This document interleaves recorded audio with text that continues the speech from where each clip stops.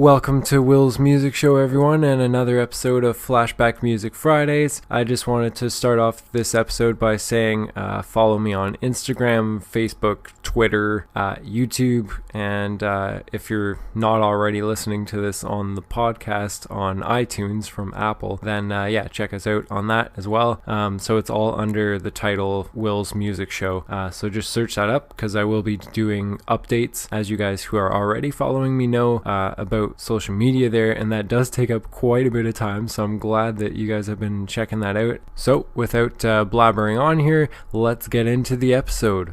On April 22nd, 2003, Evanescence released their first single called Bring Me to Life, and the song featured Paul McCoy of the band 12 Stones. Now, he wasn't actually credited with this feature, but he's on there. He's the guy, the male voice in the song that you hear. So after Evanescence had released a few independent albums with no real fame coming of those, it seemed that they were finally on the right track with Bring Me to Life. And some of the reasoning behind the song being such a massive hit, I think, might have been because people could actually hear the song in a few different places a few months before it was technically released as a single. This was because both Bring Me to Life and My Immortal, which would eventually become the band's third single, actually were released a few months earlier when the songs were used in the Marvel superhero film Daredevil on February 14th, 2003, Valentine's Day. Then the Daredevil soundtrack was released on March 4th of the same year, where those songs could also be heard and found. As far as the sound for Evanescence goes with the song Bring Me to Life, I think people welcomed the fresh new sound that the band had to offer with the gothic metal approach that they took. The song starts off with Amy Lee, the band's vocalist and pianist, playing the piano, and then her soft kind of eerie voice comes into the intro of the song, and then after a few lines of lyrics there's a pause and all the guitars and the drums and vocals all come crashing in again, kind of like waves to your ears. And I just love it when bands do breakdowns like that where it's all quiet and then all of a sudden everything just at once. It's just like a rush, and if you're a real music fan like I am, you just love those. Then once the song picks up, you can really feel the energy and intensity that the song brings, and it still keeps that eerie feeling to the song at the same time, which is something that Evanescence fans have become accustomed to hearing over the years. If you go back and watch the music video for Bring Me to Life, it also enhances this eerie feeling that I'm talking about, and just the mood of the video with the song together as one just blends really well. Plus the music video was actually made for the Daredevil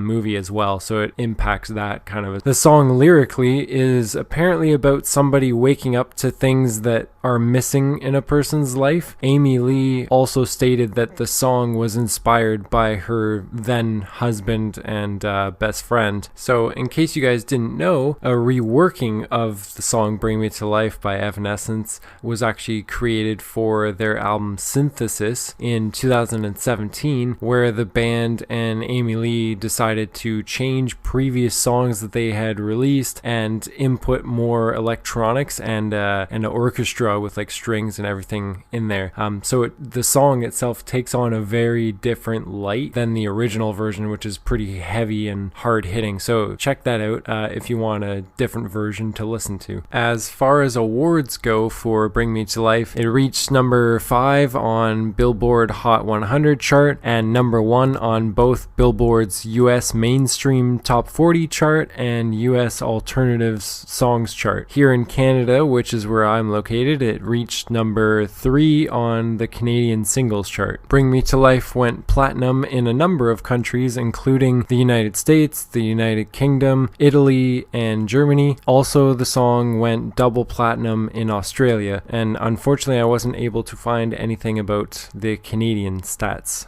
but obviously it didn't do that well because it wasn't listed in these.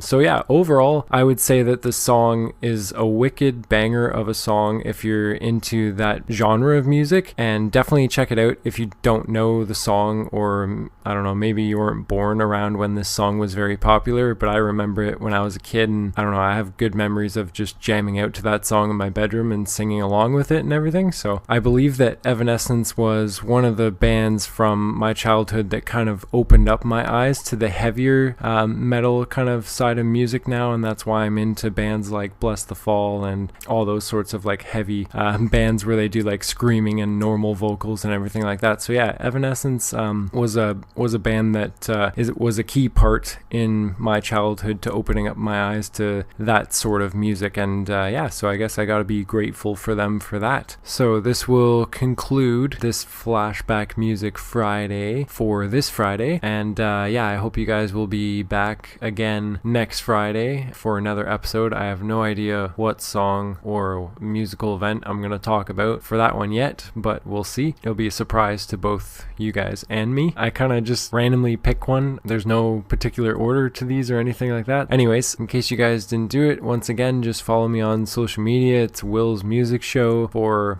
every platform: Twitter, Facebook, YouTube, and then here on iTunes you can find that as well. Instagram, all those, you can find me on that. And then also I'll be doing a review, an album review next month, probably beginning of the month, and that's gonna be a surprise for you guys. So you heard it here first, and I'll see you guys next week.